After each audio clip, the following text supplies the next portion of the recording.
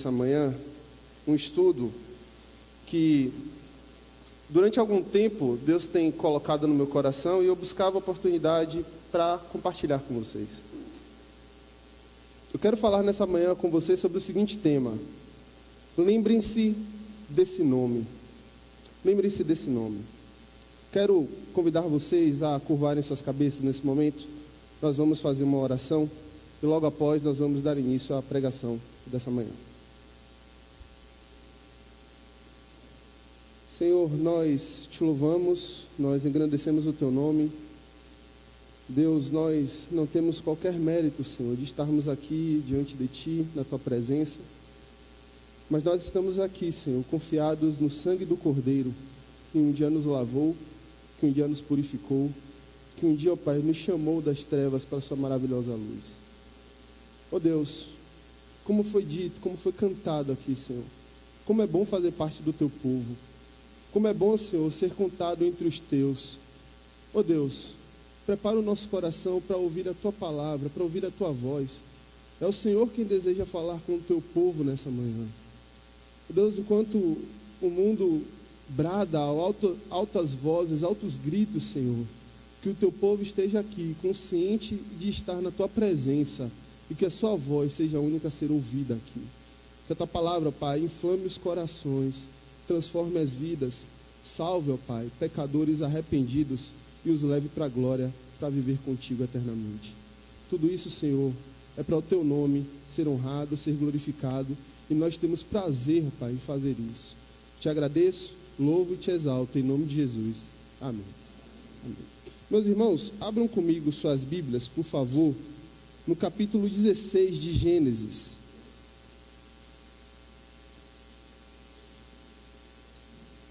Capítulo 16 do livro do Gênesis.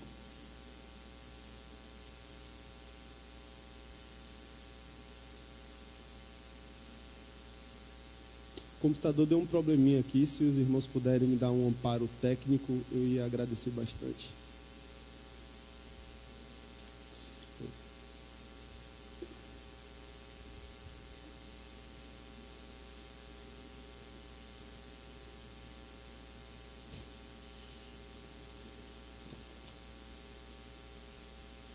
Problemas técnicos acontecem, irmãos. Mas vamos lá. Vamos fazer a leitura do texto de Gênesis capítulo 16. Ora, Sarai, mulher de Abrão, não lhe dava filhos. Tendo, porém, uma serva egípcia por nome Agar, disse Sarai a Abrão: eis que o Senhor me tem impedido de dar à luz filhos. Toma, pois, a minha serva, e assim me edificarei com filhos por meio dela. E Abrão anuiu ao conselho de Sarai. Então Sarai, mulher de Abrão, tomou a Agar, egípcia, sua serva, e deu-a por mulher a Abrão, seu marido, depois de ter ele habitado por 10 anos na terra de Canaã. Ele a possuiu e ela concebeu. Vendo ela que havia concebido, foi sua senhora por ela desprezada. Disse Sarai a Abrão: seja sobre ti a afronta que se fez a mim. Eu te dei a minha serva para possuíres. Ela, porém, vendo que concebeu, desprezou-me. Julgue o Senhor entre mim e ti. Respondeu Abrão a Sarai: a tua serva está nas tuas mãos. Procede segundo o melhor te parecer. Sarai humilhou-a e ela fugiu de sua presença. Tendo-a achado, o anjo do Senhor, junto a uma fonte de água no deserto, junto à fonte no caminho de Zur, disse-lhe: Agar, serva de Sarai, de onde vens e para onde vais? Ela respondeu: fujo da presença de Sarai, minha senhora. Então lhe disse o anjo do Senhor: volta para a tua senhora e humilha-te sob tuas mãos. Disse-lhe mais o anjo do Senhor: multiplicarei sobremodo a tua descendência, de maneira que, por numerosa, não será contada. Disse-lhe ainda o anjo do Senhor: concebeste e darás à luz a um filho, a quem chamarás Ismael, porque o Senhor te acudiu na tua aflição.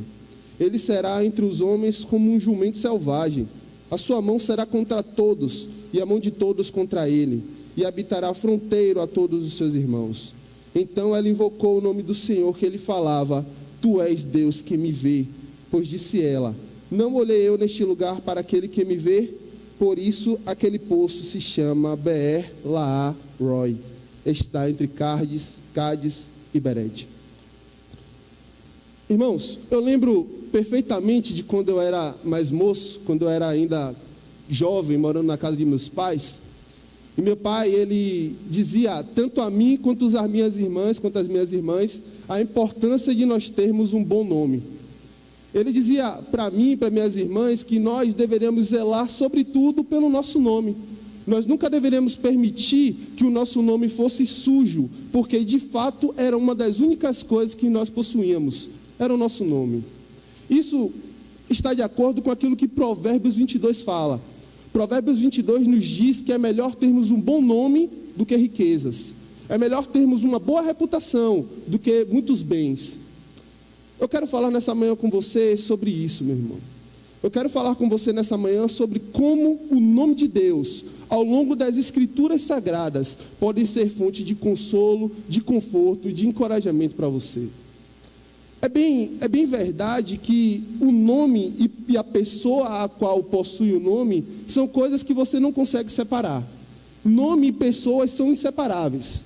Ao mesmo tempo, se eu disser para você o nome de uma pessoa como Hitler, imediatamente vem à sua mente muitas coisas ruins, muitas tragédias e até mesmo o Holocausto. Se eu disser para você o nome de Jesus, apenas a menção desse nome trará para você lembranças de salvação, lembranças doces e que alegram o seu coração. É sobre isso que eu quero falar com você nessa manhã, irmãos. Eu acredito firmemente que da mesma forma que os céus dos céus não podem conter o nosso Senhor, um nome apenas não seria capaz de expressar a plenitude do nosso Deus em sua totalidade. É por isso que ao longo das Escrituras, Deus é apresentado com vários nomes, com várias facetas do seu caráter e do seu amor por nós. O primeiro foi esse aqui que nós lemos. A personagem principal desse capítulo é uma mulher chamada Agar. Ela era egípcia, ela era uma mulher que, se não fosse a providência divina, se não fosse o plano divino de trazê-la à família de Abraão, nós não teríamos qualquer informação sobre ela. Era uma mulher que talvez foi dada por Faraó a Abraão quando ele esteve no Egito. Ela era serva de Sarai, ela estava ali habitando com aquela família, e é nos dito no capítulo 16 de Gênesis que nós lemos, que Sara, mulher de Abraão, não lhe dava filhos. Irmãos, Deus há 10 anos havia prometido a Abraão que ele deveria sair de sua terra e que ele teria uma numerosa descendência. Porém, 10 anos se passaram e nada aconteceu na vida daquele casal, de Abraão e de Sarai. Foi então que o versículo 1 diz: ora, Sarai, mulher de Abraão, não lhe dava filhos. Tendo, porém, uma serva de nome Agar, disse Sarai a Abraão: eis que o Senhor me tem impedido de dar à luz filhos. Toma, pois, a minha serva, e assim me edificarei com filhos por meio dela. O que Sarai está dizendo a Abraão aqui é o seguinte: olha, Deus me tem impedido de ter filhos. Deus apareceu para você, disse que você seria pai de uma numerosa nação, mas não falou nada referente a mim. Até aquele momento, apenas Abraão tinha a promessa que seria pai, mas não foi dito nada sobre quem seria a mãe daquela criança. Foi então que Sara, depois de 10 anos, ela engendrou um plano e ela disse: olha, capítulo 16, dando seguimento à nossa pregação. Aquela mulher, irmãos, ela não tinha gerado filhos a Abraão. Deus tinha dado uma promessa àquele casal, ela era estéril, e aí no versículo 2, eu não sei se você percebeu, mas parece que há uma ponta de frustração de Sarai com Deus. Olha o que ela disse: disse Sarai a Abraão: eis que o Senhor me tem impedido de dar à luz. É o Senhor quem me impediu de dar à luz, é o Senhor que tem impedido de conceber. Então, Abraão, vamos fazer o seguinte: eu tenho uma serva, tome a minha serva e conceba, dê seguimento à sua linhagem através dela. Irmãos, naquela cultura, gerar filhos de escravos era completamente normal. O próprio Jacó, anos depois, geraria 4 filhos de 2 servas. Era algo cultural, que a linhagem poderia ser dada seguimento através dos servos e servas daquela casa. Abraão, irmãos, no final do versículo 2 diz: e Abraão anuiu ao conselho de Sarai. Abraão concordou, Abraão acatou aquele pedido. Você não vê Abraão chegar para sua esposa e dizer assim: minha filha, vamos orar, vamos esperar, vamos aguardar um pouco mais o tempo de Deus na nossa vida.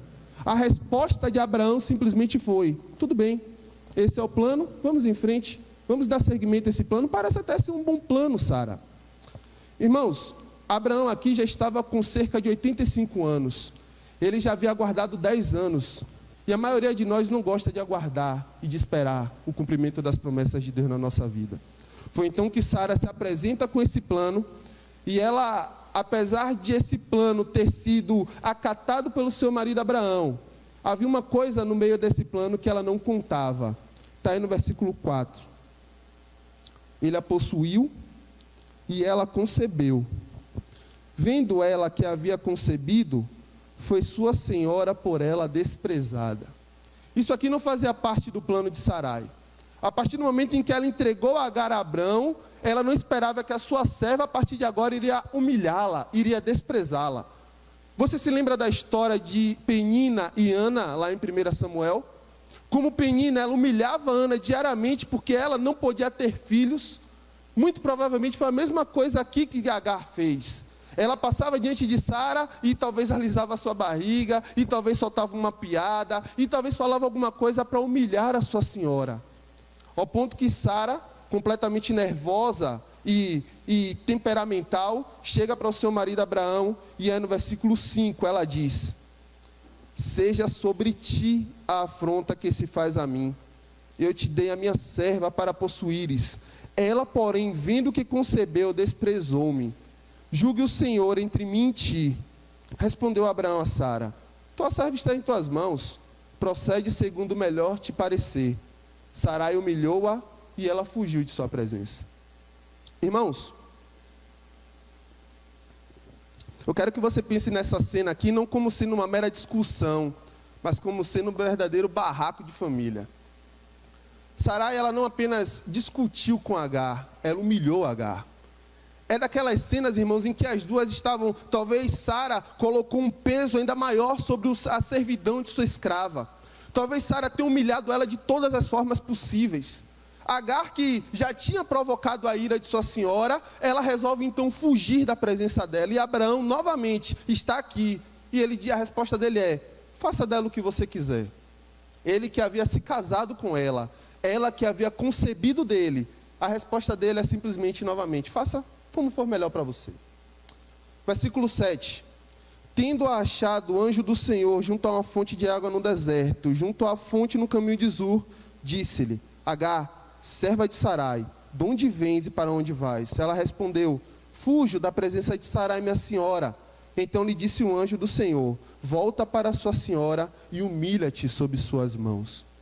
Irmãos, pela primeira vez aqui na palavra de Deus é mencionado o anjo do Senhor. É a primeira vez que o anjo do Senhor aparece nas Escrituras Sagradas. E nós sabemos que o anjo do Senhor é a pré-encarnação do nosso Senhor Jesus Cristo. É quando Jesus deixava o seu trono de glória e vinha à terra para duas coisas, para duas finalidades. Ele vinha em sua forma pré-encarnada para cumprir uma necessidade especial, para ajudar alguém em alguma necessidade especial, ou ele vinha, irmãos, para alguma tarefa que ele mesmo precisava realizar. Era para essas duas missões, essas duas finalidades que o anjo do Senhor aparecia. Necessidades específicas de alguém que precisavam ser atendidas, ou então realizar tarefas especiais. O anjo do Senhor aparece àquela mulher, Agar, e dá um conselho a ela: volte para casa, volte para sua senhora. Note que no versículo 7, o anjo do Senhor diz: Agar, serva de Sarai. Não a identifica como sendo esposa de Abraão, mas ele diz: você é serva de Sarai. Talvez aqui, irmãos, uma pequena repreensão ao orgulho daquela mulher. Aquela mulher que havia se ensoberbecido porque havia concebido de Abraão, talvez pensando que ela seria aquela que carregaria aquele cujas promessas seriam cumpridas. O anjo do Senhor aparece para ela e diz: você é serva de Sara, volte e se humilhe para ela. Foi um conselho muito duro, foi um conselho difícil, mas Agar obedeceu. E ele diz no versículo 10: disse-lhe mais o anjo do Senhor: multiplicarei sobremodo a tua descendência, de maneira que por numerosa não será contada.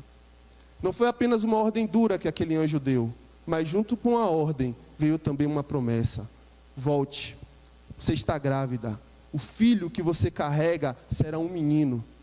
É aquilo que Abraão desejava, será um filho, seu parto vai ser seguro. a descendência vai ser numerosa. E no versículo 11, diz assim: disse-lhe ainda o anjo do Senhor: concebeste e darás à luz a um filho, a quem chamarás Ismael, porque o Senhor te acudiu na tua aflição. É uma grande honra, irmão, ser nomeado pelo próprio Deus. É uma grande honra para a mãe e para o bebê. Foi Deus quem escolheu o nome dessa criança. Foi Deus quem deu o nome àquele bebê. E ele disse: o nome dessa criança será Ismael, porque Deus te acudiu na tua aflição. É aí então, irmãos, que Agar professa, pela primeira vez da Escritura, alguém dá um nome a Deus. E ela diz aí, no versículo 13: então ela invocou o nome do Senhor que ele falava: tu és o Deus que vê. Pois disse ela: não olhei eu neste lugar para o Deus que vê? Não olhei eu neste lugar para aquele que me vê? Por isso aquele poço se chama Beer-Lahai-Roi, e está entre Cádiz e Berseba. O nome que Agar pronuncia aqui para Deus é Eroi, que significa: tu és o Deus que me vê. Tu me vê. Quando ninguém foi capaz de me ver aqui no deserto, o Senhor me viu, Senhor. Quando nem mesmo Abraão, que é meu marido e pai do meu filho, foi atrás de mim no momento em que eu fugi, foi o Senhor que me viu aqui no deserto. Foi o Senhor que me viu. Foi o Senhor que veio atrás de mim. Foi o Senhor que me levou de volta para casa. E foi o Senhor que me entregou uma promessa. Irmãos, Deus com o qual nós nos relacionamos é o Deus que nos vê. Seus olhos estão postos aqui nessa manhã. Deus tem visto você. Deus tem visto sua luta. Deus tem visto quais são as dificuldades que você tem enfrentado. Deus tem visto sua dor, seu sofrimento, sua angústia. O Deus que me vê é um consolo para nós, irmãos. O Salmo 139 nos fala que Deus conhece o nosso deitar e o nosso levantar. Que Deus conhece as palavras antes mesmo delas chegar à nossa boca. E eu quero dizer para você uma coisa nessa manhã, meu irmão. Isso é encorajador para você. O Deus que nós servimos é o Deus que nos vê, que nos conhece, que sabe das nossas inconsistências, que sabe das nossas lutas, e Ele vem ao nosso encontro no momento em que mais necessitamos. Em tempos de GPS e de localizadores cada vez mais eficazes, Deus continua sendo aquele que nos vê, quando ninguém mais vê. Mas também isso aqui deveria fazer você tremer, meu querido amigo. Porque é aquilo que ninguém mais vê, Deus vê. Deus vê quando você apaga o histórico do seu computador. Deus vê as conversas do WhatsApp que você deleta. Deus vê. E isso deveria fazer você tremer diante da presença dEle. Isso deveria fazer você se prostrar de joelhos diante do Rei da Glória e clamar por perdão. Irmãos, não há nada mais poderoso, não há um impulso maior à santidade do que nós pensarmos que os olhos de Deus estão sobre nós diariamente. Deus nos conhece e não há máscara que nós possamos usar que esconderá quem nós somos de verdade diante dele. Então pense nisso. Deus te vê. Deus te viu nessa manhã vindo à casa dele cultuar. Deus sabe qual luta você tem passado, meu irmão. Deus conhece seu coração e Ele sabe até onde você pode ir. Que isso seja o consolo que lhe anime a caminhar. Deus é Elroi. Ele vê o seu povo. Que Ele nos ajude, irmãos, a lembrarmos sempre dEle como aquele Deus que nos vê. Mas eu quero caminhar com você para um outro texto, lá em Ezequiel, capítulo 48. Ezequiel, capítulo 48.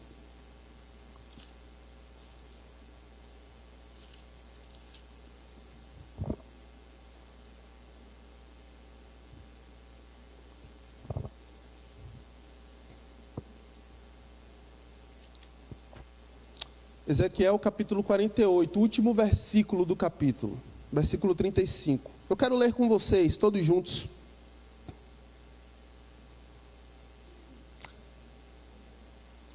Ezequiel capítulo 48, versículo 35.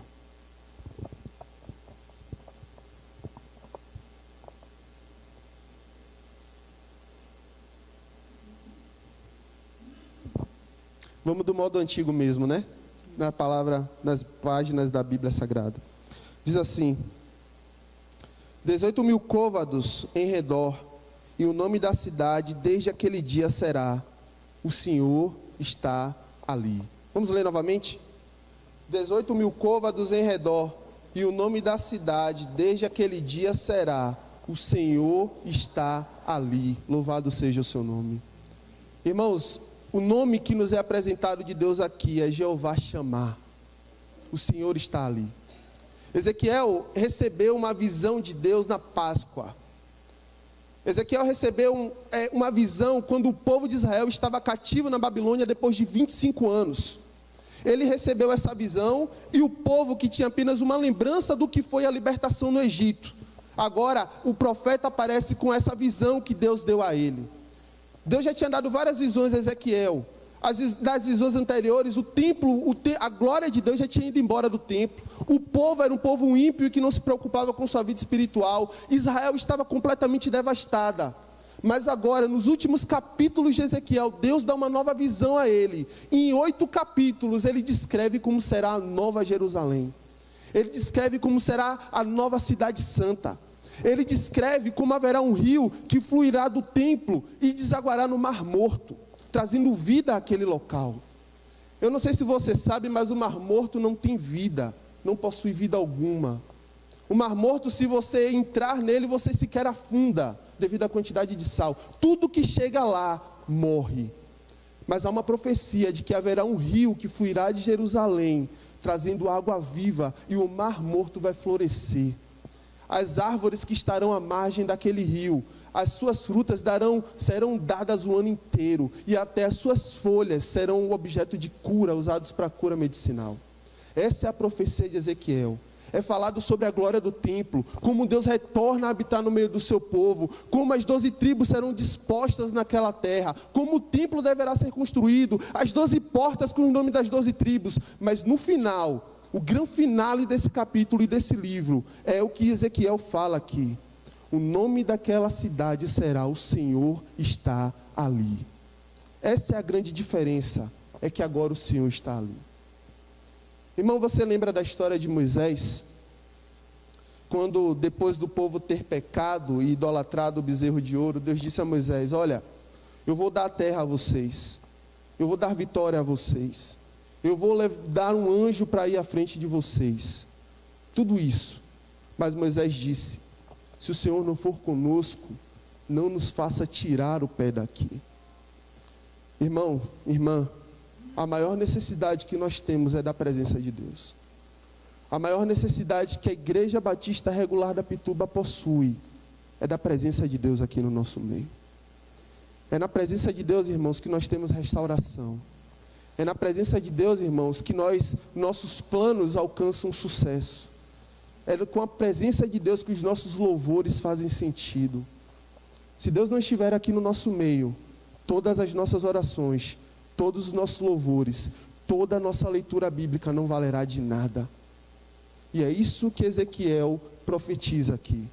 O nome daquela cidade será: o Senhor está ali. Irmãos, nós precisamos clamar por isso. Desesperadamente nós precisamos clamar pela presença de Deus nos nossos planos. Nós precisamos clamar pela presença de Deus nos nossos relacionamentos. Nós precisamos clamar pela presença de Deus nos dando arrependimento e quebrantamento de coração.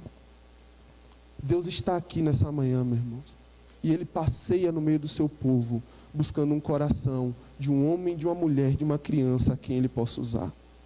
A glória daquela cidade será essa: o Senhor está ali, Deus está ali. Mas isso também nos lembra, irmãos, daquele dia em que o Senhor virá nos buscar, e que o céu será céu, porque o Senhor está ali. Louvado seja o seu nome. É na presença dEle que nós teremos plenitude de alegria eternamente. Se agarra essa promessa, meu irmão. Se agarra essa promessa nos momentos de dor. Você estará com o Senhor no céu, e Deus estará com você eternamente. Eu lembro, nesse momento, de uma ilustração. Se você já leu o livro O Peregrino, você certamente já se deparou com o capítulo em que Cristão é preso pelo gigante desespero. Ele que havia conseguido sair da feira das vaidades, perdeu seu companheiro de trilha fiel, morto naquela cidade. Mas logo após, Deus dá a ele um novo companheiro chamado Esperançoso. E eles resolvem, depois de trilhar um certo caminho, cristão sugere a Esperançoso que deveriam se desviar daquele caminho e pegar um atalho que seria mais rápido. Eles estavam cansados, a trilha era difícil, e eles resolvem descansar ali no meio do caminho. É então que se aproxima deles o gigante Desespero, captura cristão e o seu companheiro e o leva para o castelo da dúvida.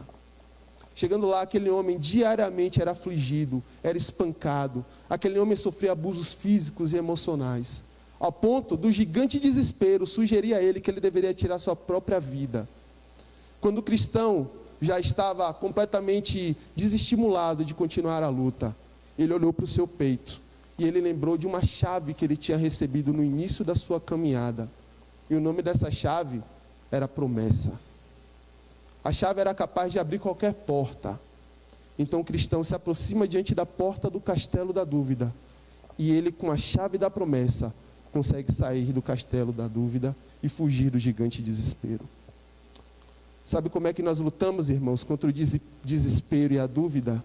É agarrados à promessa de Deus. É isso que o capítulo do Peregrino nos ensina. O cristão estava completamente sem esperança, mas ele se agarrou à promessa, e a promessa fez ele enfrentar e vencer o desespero e a dúvida. Jeová chamar, o Senhor está aqui, o Senhor está conosco, com o seu povo. Mas volte comigo a Gênesis capítulo 22, e eu quero tratar com você sobre o último nome que Deus é referido, o último nome que eu escolhi para tratar com vocês. Deus tem vários outros nomes, mas eu quero tratar especificamente desse de Gênesis capítulo 22, talvez o mais conhecido dessa manhã.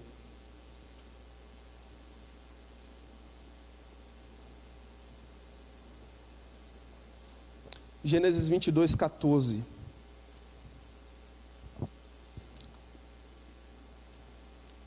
Vamos ler todos juntos novamente. E pôs Abraão por nome àquele lugar: o Senhor proverá. Daí dizer-se até o dia de hoje: no monte do Senhor se proverá. Jeová Jirê, Deus da minha provisão. Todos nós conhecemos essa história, irmãos. Deus havia prometido a Abraão um filho e uma descendência numerosa. 25 anos se passaram até que Isaac nasceu, o filho da promessa. Quando de repente Deus aparece a Abraão e sem justificativa alguma, Deus diz a Abraão: me entregue Isaac, seu filho, seu único filho, aquele a quem você ama, em sacrifício. Você deveria caminhar até o Monte Moriá com Isaac, e lá você o oferecerá em sacrifício a mim. Deus não deu explicação nenhuma a Abraão. Deus apenas deu uma ordem a Abraão: me ofereça Isaac em sacrifício. Abraão prontamente obedeceu. Foram 3 dias de viagem com o seu filho, 3 dias caminhando, e Isaac sem saber de nada do que iria acontecer. Mas ele estava familiarizado com o sacrifício, ele sabia que faltava alguma coisa ali. Quando Isaac olha para seu pai e diz: meu pai, nós temos aqui tudo, nós temos o fogo, nós temos a lenha, onde está o cordeiro para o holocausto? E eu pergunto para você, o que é que Abraão deve ter sentido nesse momento? O que é que se passou na cabeça daquele pai, que estava levando o seu próprio filho para ser sacrificado? O que é que passou no coração daquele homem quando o seu filho colocou nos seus lábios essa pergunta: onde está o cordeiro, meu pai? Foi então que o patriarca, irmãos, deu uma resposta, que essa resposta revelou mais um caráter do nosso Deus, o Deus da nossa provisão. Meu filho, eu não sei onde está o cordeiro, eu não sei o que vai acontecer, mas eu sei de uma coisa: o Senhor proverá. Irmãos, Jeová Jirê, o Deus da nossa provisão, não está falando em primeiro lugar sobre você ter saúde, sobre você ter um emprego dos seus sonhos, sobre você ter o casamento dos seus sonhos. A provisão que Deus nos dá não é em primeiro lugar material. É bem verdade que Deus satisfaz as nossas necessidades, Ele não permite que nada nos falte, isso é provisão. Mas Jeová Jirê fala sobre algo muito mais profundo. O Deus da minha provisão, o Deus da sua provisão, foi o Deus que proveu um substituto para nós na cruz. Deus da nossa provisão foi aquele que proveu salvação para você. foi aquele que proveu redenção para você, foi aquele que entregou o seu próprio filho para morrer no seu lugar. Isso é provisão, isso é Jeová Jireh. Abraão subiu com Isaac àquele monte, dispôs o altar, amarrou o seu filho, colocou-o sobre o altar, e no momento em que ele iria sacrificar o seu filho, uma voz brada do céu e diz: Abraão, não faça isso.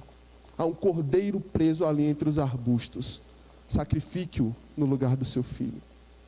E a pergunta que Isaac fez a Abraão continuou sem resposta.